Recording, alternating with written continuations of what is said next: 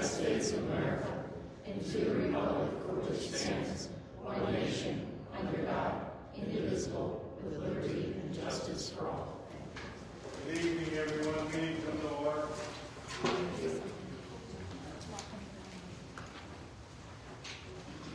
First item is audience of citizens. Any questions, comments, or concerns? If you do, raise your hand and give your name and your address. Yes. Amy Saris, 120 Freeman Road. I am just, I know that you were recently at the state capitol, and I saw an article in the paper regarding the discussion that happened up there, and I just wanted to follow up on some of the things that were discussed. In there, it talked about Governor Lamont had a package of legislative proposals to make Connecticut more resilient against extreme weather and climate. And some of the things that were discussed were the flood. Is there anything that you have report back to us as far as funding coming from the state? It looks like all of the discussion is regarding grants for hazard mitigation and getting homeowners insurance. Yeah, I was going to report on that in my report. Okay. But there's nothing formal, just conversations I had with the governor. When it's the selectmen report, I didn't finish the over. Okay, thank you. One of the things that I did notice in here in the report, it mentioned hazard mitigations, and I looked up Connecticut or Oxford's hazard mitigations, and something that I hadn't heard discussed in any of the town meetings recently or in the last year or so was a hazard mitigation plan. I looked and found that we are required to have one and submit it to FEMA for approval every 5 years to remain eligible. In searching further, I found that we actually have a hazard mitigation plan. It's 66 pages, and is it some? I didn't find it actually on the town's website. Is that something that we have available for the town? Yeah, everything we do is available. I'm sure the town clerk has a copy. Okay. Well, seeing what information was in there, it seemed kind of surprising that it wasn't easily accessible, especially given the fact that it addresses floods. It said the primary purpose of the hazard mitigation plan is to identify It doesn't have to be necessarily available to the citizens. It has to be available to those who are combating the hazard. And it was to them, the first responders, and myself and the public works, we're all aware of that. Okay. Well, in there, I found it interesting that there were a lot of streets on there that had been identified as flood. Let's see, what is it called? They had a 1% annual chance of flooding, the annual floodplain, and that we were supposed to do aerial photography to determine which houses were in the 1% annual floodplain, and then notify those streets. There were 25 roads on there. I just think that this information would have been critical for homeowners to have known that there's streets that maybe they needed to get flood insurance and hadn't been notified. There's 21 actions that are supposed to be done over 4 years, and the only thing that I could verify for sure was that we were concerned about the police station being in the floodplain, but I didn't ever see any discussion about homeowners being notified of needing to have flood insurance. I think after all they did, we don't know your floodplain, and it's time to wake up. I mean, it's floodplain has come actually between yearly. There's a different floodplain now after the big flood that we had. So, if I know that information is available, where the floodplains are, and you have the conservation and wetlands One of the things that was highlighted in that report, though, is that Oxford was, where is it? Identifying, encourages residents to purchase flood insurance, although homes without mortgages would not be required to do so. What are we doing to encourage residents? Like, what have we done as a town to encourage residents to seek flood insurance?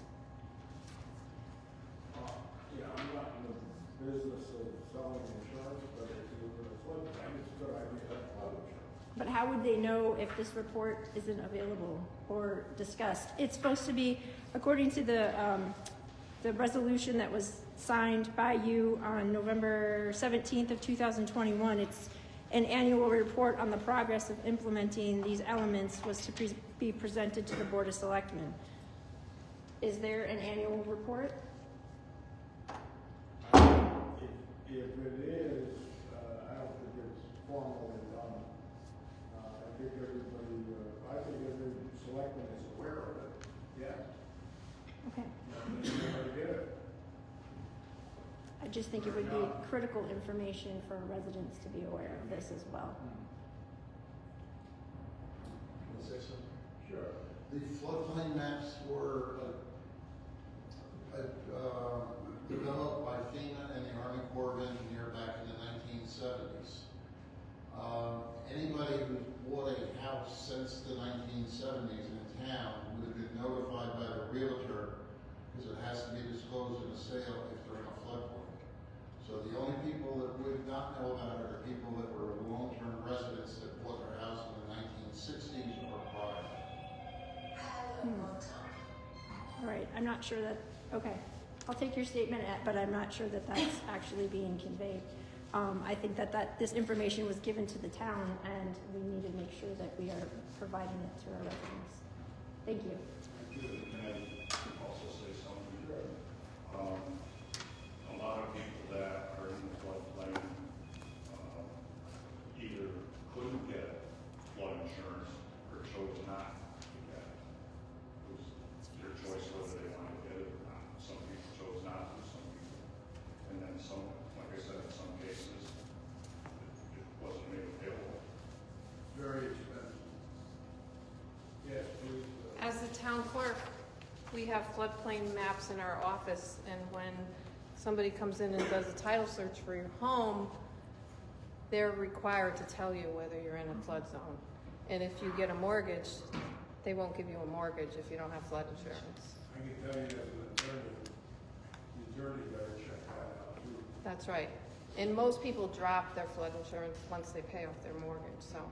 And I know of residents in town that came to me after the flood and told me that's what happened, so. Thank you, Margaret. Anyone else? Hearing none, let's go on with the meeting.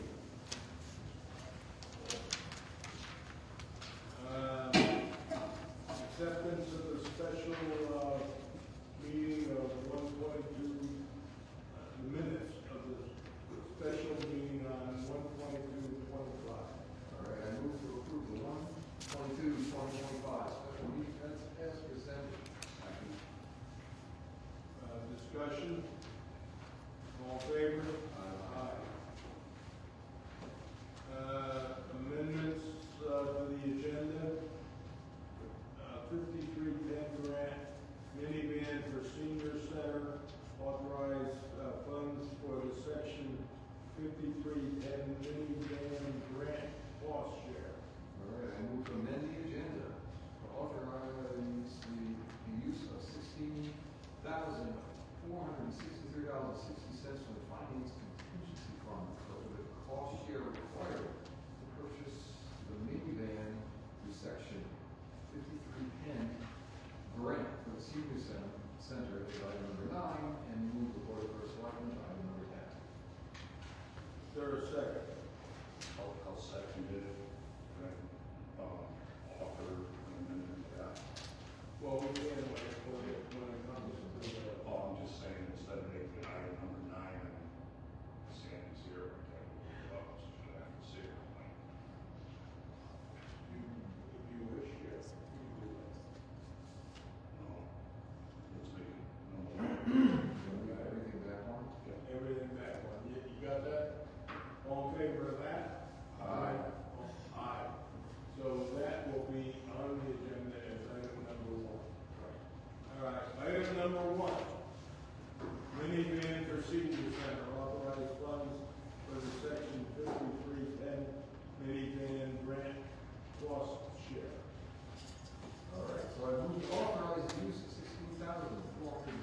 $1,000.60 from the Finance Contingency Fund to cover the cost share required to purchase a minivan through Section 5310 grant for Oxford Senior Center, requested by the grant writer in email dated February 4th, 2025. Okay, discussion. Sandy, where are you? Back here. Come on. Yeah, you do, Karen. In the principal's office. So tell us what we're doing here, and what you want. Initially, we talked about this grant, which is exciting. We have a new minivan for the town of Oxford for about $75,000. The grant, we have to cover the cost share of $16,000. And initially, we thought the cost share would occur. I think the cost share would occur in the next fiscal year because the delay of the receipt of the minibuses, the minivans. But now, after Sandy and I attended the procurement event this past week, looks like the vans are coming up in 8 weeks. So that could be May or February. So we're looking to take the money out this year. It's usually, technically, previously, historically, it's always been a year before you actually get the vehicle, but we're going with a new company, Model 1 out in New Hampshire this year with the minivans, and they're being pretty much closer, so. And it's all handicap accessible. And, how many passengers should it have? So the one that we're looking at getting is 6 passengers. It's up from 4. It can fit 2 wheelchairs. There is 1 wheelchair space in the middle of the minivan, and then you can totally remove the passenger seat in the front and get another wheelchair in there. So it does have potential for 2 wheelchairs. And what would you be using that minivan for? We'd be using it for medicals, shopping, all sorts of things, that social events back and forth to the senior center. We've been doing a lot of medicals. We're getting a lot more people that are calling in, just even people who've gotten knee replacements that need to get to therapy. I think word is out there about our transportation services, so, and we do also drive disabled adults to their jobs. Guys, have any questions? Do we have a van now? We have 2 buses, and then we have a car. We did have, I believe previous to me coming on board, we did have a smaller type of minivan, but it was in an accident and had to be total. So we're going to get rid of one of the existing buses here, we add them in? So eventually they are going to cycle out. They're very old, and some of them have over 100,000 miles. We spent probably about $6,000 to $7,000 in repairs, not even just regular maintenance, but repairs this year. So we're way over budget. So technically, what you're supposed to do is cycle it in and out. They have a useful life, and both of our vans, our buses, are getting to the end of their useful life. And we did have to replace our car recently too. Any further questions? Comments? If you only had a couple people that needed to go out, it'd be kind of pointless to take them out in a big van and anything to take. You know, the driveways are very hard to navigate in Oxford, some of the driveways, so they're very narrow, long, and our buses are big. So, people don't always crop their trees and their shrubs the way they should, and they get scraped and, bumpers are caught on things, so then you have to deal with it where they go. And what's the overall cost of the van?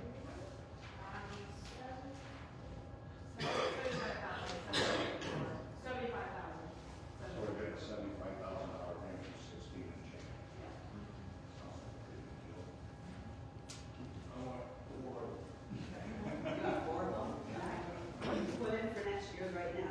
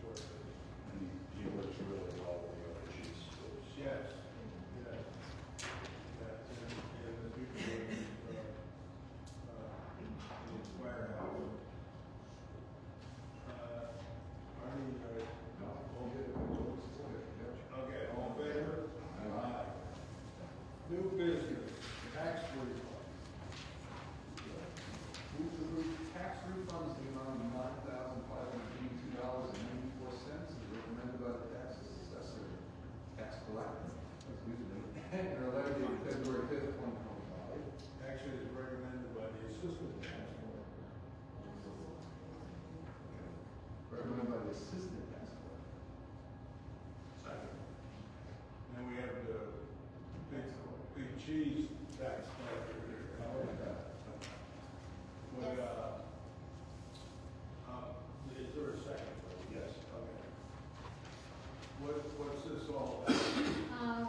Almost 70% of these refunds are for people who overpaid their second installments of taxes. For some reason, there's a few taxpayers who want to make a third installment of their real estate taxes. And we have to refund it because we can't keep that money. You can't count it as a donation to the No. town. No, those we have to refund. And the balance of them, the balance of refunds are assessor adjustments that come through the assessor's office. I assume that you had a chance to look this over. You have any questions? I'm good. I've already thought. All in favor? Aye.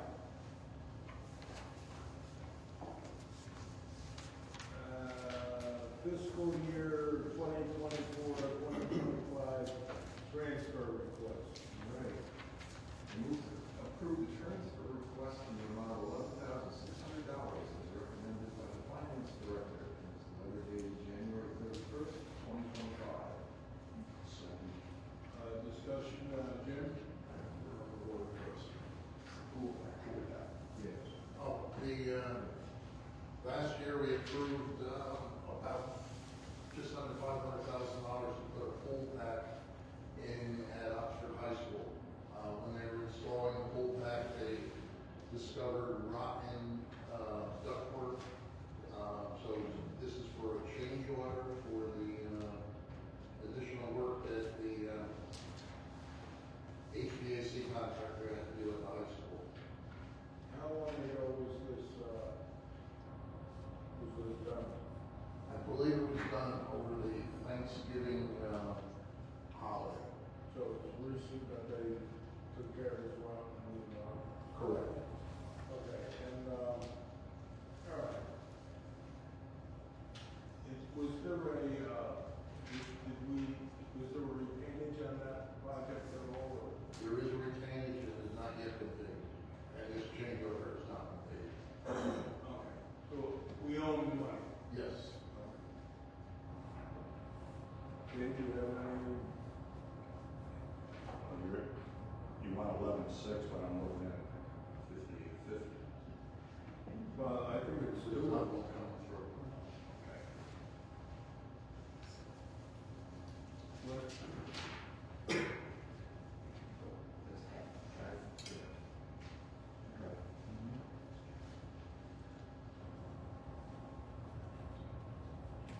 What is the motion? Why 11.6? Any motions? So another change order for the same thing comes through. Oh.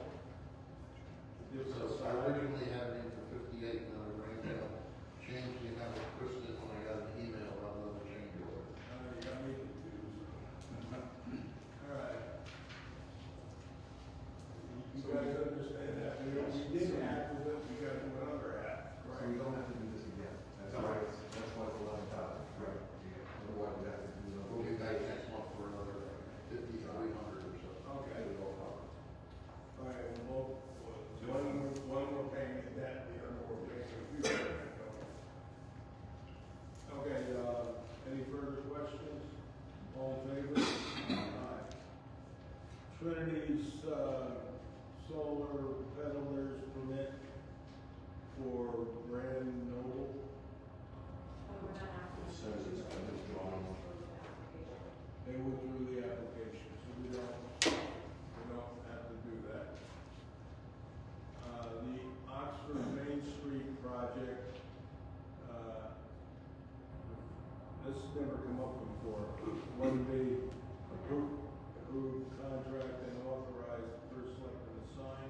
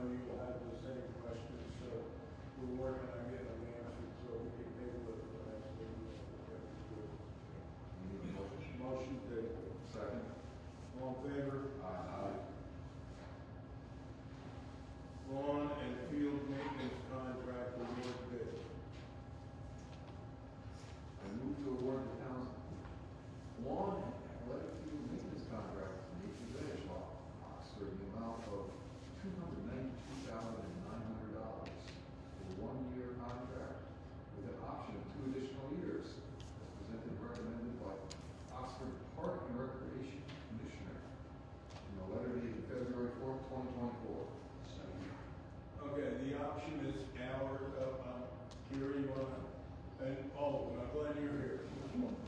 The option is the town's not theirs. In other words, if we decide after a year we don't want them anymore, you're out of here. Yep, and we read it. Huh? Yes, and we put it out to read it. Okay. But if they, they don't have any option under this, correct? If we want them, they're gonna do it for that price. For this year, yes. This is the bid, yes, for this year. The 2 additional years are the same price. No. Okay. I don't know why we have to worry about options, because that's there anyway. That's why it's almost a mute point, it's really, it's a Why? live agreement. I move that we strike the 2 additional years, option of 2 additional years. All right, I'll second the change. Discussion, and obviously, why do it if we don't need it? Next year we'll just redo the contract. If we're not getting if we don't know how much they want to charge us, I'm not giving anybody a blank check. So they can have it for a year. I have further, all in favor of that motion, set to strike. Aye. Okay, I have another question. What did they charge us last year, they did that? So when you awarded this bid in 2022, it was the same price, $292,900. And then we did have some extras done, because you went with the option based on the Park and Rec Commission to extend the contract for 2 years. And we did have some extra work done, and I think the number was $316 in our budget last year. And that included some of the extra work we had done with field for clay, excessive seeding.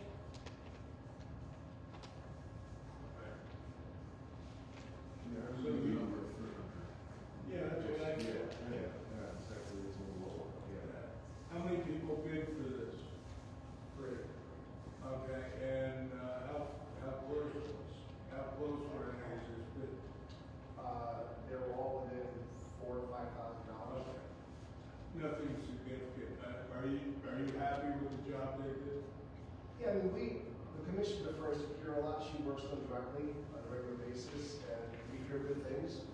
I know there's been times they've kind of gone above and beyond for us in emergency situations to help out, so, we haven't had any place.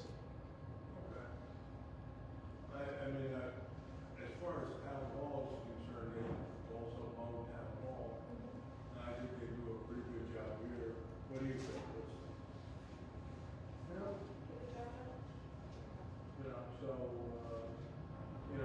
They're reliable, and, if you ever need them, they're there. So, that's important. In the past, we've had difficulty with some of our contractors. Let's say at least. No, but they break, broke, don't fix it, as they say. Any further discussion? Yeah, I think they've been doing a good job. I agree with you in terms of if you gave them the option for 2 more years without an option for other companies to bid, then it's like, here it is, fellas. Yeah. Maybe the next year it'll be 350. Well, we're not doing that. We have 1 year. And I hope you guys understand what we're coming No, from. and I know this is not probably the best answer, but that language with the option to extend for 2 years was in the contract since when I started. We've tweaked this contract with the help of consultants in the lawn care industry to make things more streamlined, make more sense, but that language has always been in there, so we'll just It would strike be that helpful option language. in the future that if we wanted to consider that, then they should put a number out there for each succeeding year. If it's with a little increase or something, so be it. But for us up here, it's hard to just say, not knowing what those numbers could be, and then exclude everybody else from bidding. Well, the contract does ask to give projections, but it's not set in stone that that's exactly what your price is gonna be. So we did have them give projections, but once again, the contract is only being awarded for the first year, and then if you were to exercise the option to extend it, we would then ask them for another price. Okay. Or another suggestion, if when you bid it out again, and I don't know if this makes any sense or not, have anybody who's bid on it like it's a 2 or 3 year contract. And then hold them to those prices that they put for the rest of years, okay? The problem with that business is that you don't know what gasoline is gonna be, and, you know. That's a roll of the dice. Yeah, I know, which really makes it better for the town sometimes, unless gasoline gets cheaper. We had, years ago, when I was on the board of ed, plowing contract with a guy, and, he came back to us because it was an unbelievably snowy year, and he asked for more money. And I said, well, last year we had to, didn't offer to give us anything back, and we didn't have any snow. And I got outvoted 8-1, they all agreed, give him back some more money. Well, what's the point of having a contract then? I have to agree with you, but Put the state down. okay, so on the motion, all in favor? Aye. Okay, they got it for a year, we'll take that language out of the contract. Okay. Kristen, make sure that gets done, all right, before I sign it. Hire, park and rec, lifeguard. See, Oxford is Park and Rec. Lifeguard would be about $16.39 an hour, and start date of Monday, February 10th, 2025. I get truck like that. It's turf now, for dirt. Turf truck. Turf now. Yeah, 16. I think that price is off, it's whatever minimum wage is, I think it's And 16. we, 35. That was just, Yeah, that okay. wasn't a cue for you to talk. Still working. Okay, we have a motion and a second, correct? Here, what do you think? I think there might be a typo in the amount, it is the minimum wage, so it's, I believe it's 16.35 is what it should be. 1635? I did believe that's minimum wage, so yeah. Should even get hired than to put money away from. Well, I'm not giving her 4 cents extra. No, I got 30. Well, I give her 4 cents more than she needs. Okay. We'll let Jim worry about that. Any discussion? All in favor? Hire assessor clerk. All right. I need to hire Kathleen Anderson Solito as assessor clerk at a rate of $25.77 per hour and a 32-hour work week to start date of Tuesday, February 8th, 2025. You were doing really well until Ted and you got married. Yeah. You're a second. Also, Discussion, this is actually a transfer from the library to here. She's been working for the town for 3 years. Living in the town. Correct? All right. Any further discussion? All in favor? Aye. Rock House Adoptive Trail Project, hire engineer. You want to table that to? the board sees fit, I would like to table it because it'd be nice if Lee, engineer's gonna be Galligan, from Davis and Young.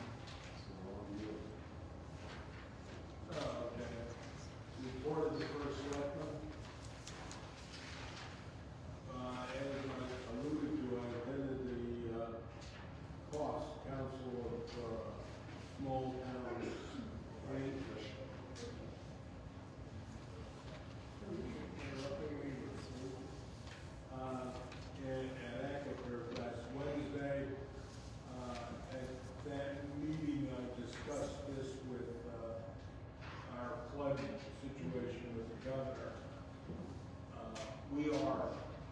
And the governor is, in favor of the state putting, money into this, fund where we can get a bridge loan from it instead of, short-term borrowing. You know, we're in the process of trying to get that off the ground. I'm pretty confident, I'm very confident that we won't get hit hard either way. Even if we did our short-term borrowing. What's our interest rate, Jim? For 1 year, it'd be slightly, right around 3%, for 20 years, it'd be just under 4%. Right, well, we would probably do it 4 million for 1 year because by then we'll be reimbursed with FEMA. I'm not saying that there won't be an impact, financial impact. We had a real bad situation, but, you know, we're trying to minimize what that'll be. You know, I think it's, you know, that we've almost recovered from the flood, and, you know, now is the time to work on the finances. I had a conversation with, Commissioner Boughton today, and, he's the one that determines these grants and things of that nature. And, I think he'll probably be coming down to Oxford next week. And we're gonna have further discussions, with, me and him and Jim and, you know, Kristen, obviously, and Jeff Bluff. So, you know, the last three months, we have every stone, we're not leaving anything unturned. We also may hire a lobbyist.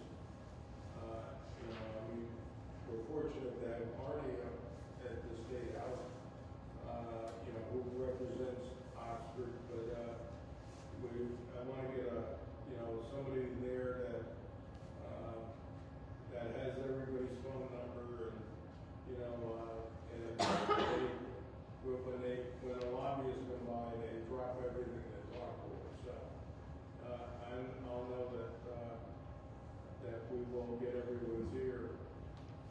The lobbyist that we had in mind, gave us a proposal, and he would be hired on, or the firm would be hired on a monthly, basis.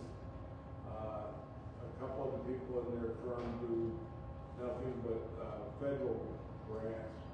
He's got a grant writer, that's all he does, is write these grants. Another one just does federal, and the rest of them do the state. But basically, you know, one thing about the flood is going through this bureaucratic morass. It really is, it's very complicated. And, you know, these guys would be able to sit down and narrow it. I think, Jim, you agree that that's the way to go. Yeah. Just with, deep from the state of Connecticut, I'm dealing with 4 different divisions within that one agency.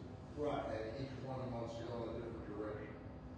And you know, some people worry about streams, other people worry about air quality, you know, and, you know, then, you know, also, you know, global warming, I don't know what we'll get about that, but, you know, it's all, you know, everybody has their little compartment, and the regulations are actually, well, you have to, the hoops you have to jump through get bigger or smaller, depending on what you do, and I think we really need somebody to navigate those hoops. You know, thus far we've done pretty well. You know, I mean, we do know a few people up there, and that's been a big help. The governor's been a big help. You know, I mean, I think he's very responsive to the town, but I know that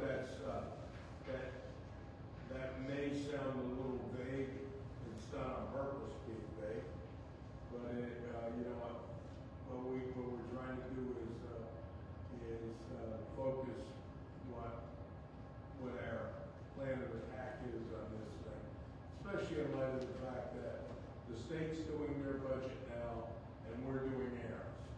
And, you know, what they put in their budget is gonna directly impact what we put in ours.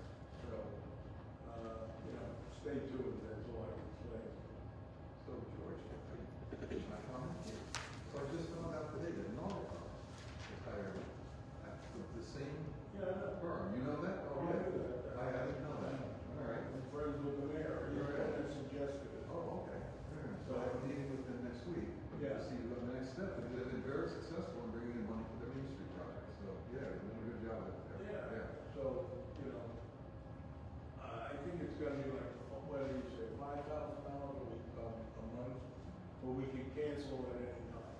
In other words, if you, you know, I'm not gonna sit around and pay a guy $5,000 and not doing it. $5,000 is what we want done, see what I mean? And, there might even be other things that, you know, it might be helpful for our little town to, you know, get funding in the future. But no, Pete Hess is the one that, he talked to me, he said, George, he said, this is what you need to do. So, yeah. Next one is the Park Road Bridge. It was set in place on Monday. We've had, you know, I hope to have it open by the middle or the end of March. It's gonna be a 2-lane bridge, not gonna be 1 lane. And, you know, if you go down there, you can see the span is already put in. And, you know, take a look at it, I think it's pretty impressive. Park Road Bridge is a permanent bridge, it's not temporary. You know, it's kind of amazing how fast we got that done with the state. Because we did the Dutton Street Bridge, and that was 2 years. You know, that it took us to get that done. But of course, it withstood the flood, so I'm not complaining. But once that's done, the town will be reconnected.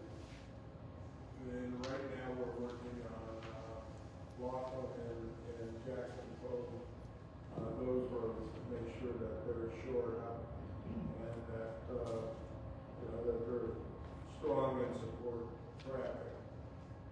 Laughlin is a problem, you know, but, you know, Jim Gallagher, our town engineer, is drawing up a proposal to put it together. And it'll be mafia blocks on the bottom or big boulders just to hold the bank in. You know, that bank's been there a while, so, and it eroded, so, you know, it's pretty complex. So, but, you know, the people out of that end of the town, they haven't forgotten about it. I know I saw a thing on Facebook that said, well, you know, what about copper mining and widening that? You know, believe me, I looked at that in the past. That's nothing new to me, but you look over and, you know, where are you going? It's a steep cliff on one side, and then, you know, people's, you know, banks on the other.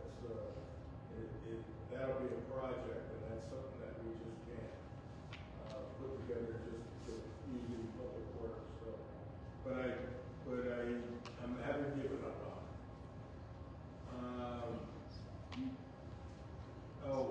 And I haven't even talked to you guys about this, but we have a problem in the firehouse and ambulance with the septic system since it got flooded out and, you know, from the flood. But it always gets flooded out.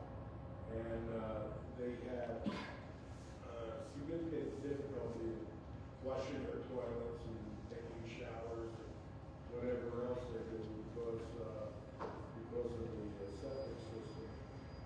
So, you know, I thought about it and called the engineer, and he's got to come out and look at the possibility of connecting both of those, the ambulance and fire, to the center school, how much that would cost us. We've already engineered their septic system, and it didn't work. And that was like $60,000. But, you know, we have a great big septic system over there, which is the front lawn, and it hasn't been used, so, or used, but it's nominal compared to what it was before. So if we could somehow hook them in, and even hook the Grange in, if they pay the fee to get in the line, that would, I think that would be good for the, health, of everyone, because when a septic system is clogged, we tend to have problems, with disease and everything else. You know, we're gonna take a look at that, but we did kind of the same thing we did with the new middle school. We hooked the septic system of the new middle school into the, old middle school. And, that's right on the, you know, that when we hooked that in, that saved the town about $4 million. And it was rated for, you know, even more than what was like this huge, like 300,000 gallons a day or something like that. It was ridiculous. So now we saved that money because we thought of doing that. So, you know, that's something I think will work. Today we had a fire at Holy Road, and you know, like it's awful. One resident, and it was it's total. The house burnt down. It always seems to happen on Wednesday. This is the anniversary of 2 years ago. My neighbor's house burned down. But my neighbor across the street, Jensen Farm, and you know, it was 8 below that. It was cold today, but not 8 below. But you know, I want to thank the first responders. The police were the first ones there. They did a great job on getting there quickly. But what happened is apparently was a wood burning stove. And I talked to the fire marshal about that today, about wood burning stoves. And, you know, a lot of people have them, and they use them year after year after year, and they don't inspect their chimneys. And that's kind of what happened in this fire. We lit the fire at 5 o'clock in the morning, and fell asleep on his couch, and was woken up by a smell of smoke, and you know, he got overcome by smoke. He had smoke inhalation, so we had to take him to the hospital and a burnt hand. But I mean, thank God he's alive. Thank God he got up. But you know, he's out of a place to live. So you know, obviously, I would urge anyone that has a wood burning stove. You know, you need or any kind of fireplace or anything else. You gotta have that chimney sweep there. I don't know what they charge, but I mean, you know, those of us who have, you know, just regular oil, you know, we get ours done